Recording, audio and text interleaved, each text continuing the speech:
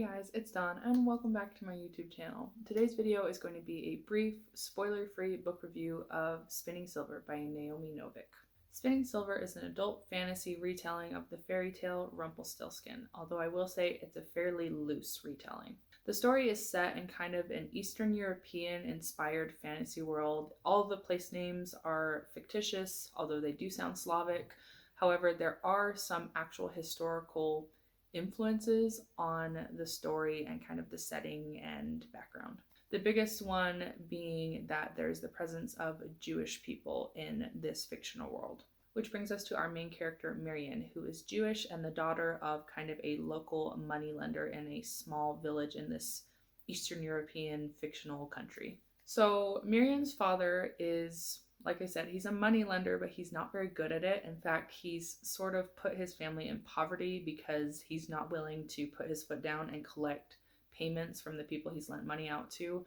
So Marian kind of becomes resentful toward him and decides to take things into her own hands. So she starts collecting the payments and the interest that's owed on the payments and very quickly amasses a lot of wealth.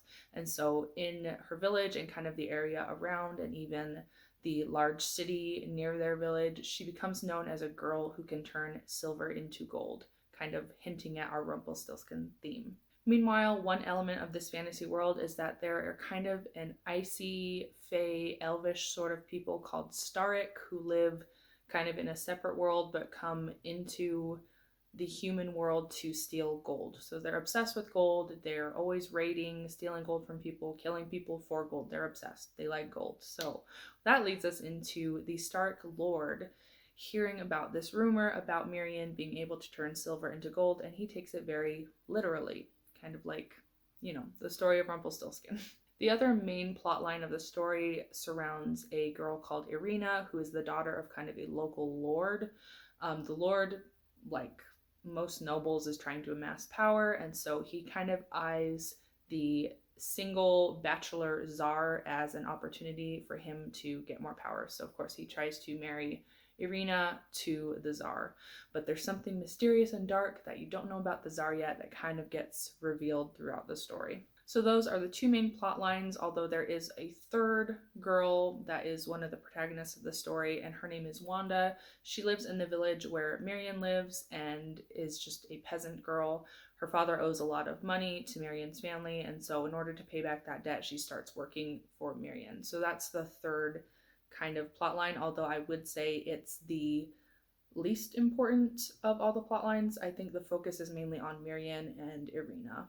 And even of those two, I think the main focus of the entire story is on Marian. So let's talk about what I loved about this story. The biggest thing being, and honestly this was a surprise to me because typically I don't enjoy first-person narrative that much, but this story was written in first-person multiple point of view, which was very, very interesting.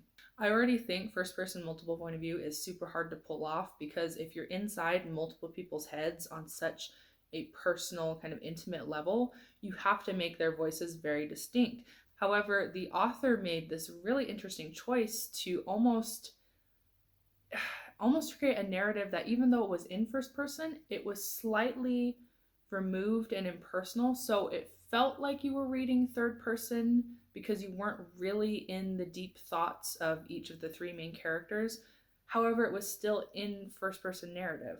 So it felt like these three girls are basically just reciting these stories to you from their lives without getting overly emotional about it. And somehow it worked really, really well. I really enjoyed it. So if you're someone who, like me, typically doesn't like first person because it's too in the character's head and you get too familiar with the character and you learn their quirks and they get kind of annoying sometimes, is just my personal feeling. If that's something that you kind of can connect with, I think this might be a good option for you. Hopefully that all makes sense. I was trying to explain as best I could, but it's just really interesting the way the author pulled that off. The other thing I love will be kind of obvious if you've watched any of my videos or if you know me very well. I love that it's based on Eastern European lore and history. I love Eastern Europe. So if you're like me and you take a particular amount of interest in Eastern Europe, this is definitely a book you should check out. Besides that, I think the author did a really amazing job of just winding all the storylines together and making them connect and really resolving it all in a meaningful way at the end. It was very well done. All right, now moving on to kind of the negative things. I only have a couple complaints about this book, and they're pretty minor. The first one being that, and I won't give any spoilers, but I felt like one of the storylines wasn't as resolved as I wanted it to be. Like there was some resolution, but it didn't go far enough for me personally. So I was still happy with the ending. I just wanted more from one particular storyline, but I won't say which one. I don't want to do spoilers or anything like that. The other small thing, I did mention that this is first person multiple point of view, so it does focus on the three girls, but I felt like it was a little random. The author put, I think it was like three other point of views just kind of randomly interspersed in the book. So the focus was still definitely on the three girls, but then there were three other point of views that were sometimes used, which I won't say who. Like I said, I don't want to do spoilers or like ruin your experience, but to me it was a little jarring because you get set up for your main protagonists and then the other point of views felt kind of random. I understand why the author did it, because sometimes what needed to happen in that section could only be done from a certain point of view, but it sometimes felt random and jarring and maybe a little unnecessary. But that's it. That is my kind of brief, hopefully spoiler-free review. Hopefully you guys aren't like, oh, you said too much, but that's my review of Spinning Silver. I highly recommend it. It is a great adult fantasy read. If you love fairy tale retellings, especially if you love loose retellings, I think this is a great option. If you're just looking for a fun fantasy book to read, this is a good option. Overall, I highly recommend it. But yeah, that wraps up this review. If you have any specific comments about Spinning Silver that I didn't address in this review, be sure to put them down in the comments and I will try to address those. If you have any specific books you want to recommend to me to read or you want me to review, just also drop those down in the comments below. If you want to see more book reviews from me, be sure to hit subscribe, or if you want to see more writing content, writing vlogs, whatever, just be sure to subscribe to my channel and you'll see more shenanigans from me. Thank you so much for watching this video. I hope you have an amazing week, and as always, happy reading. Bye!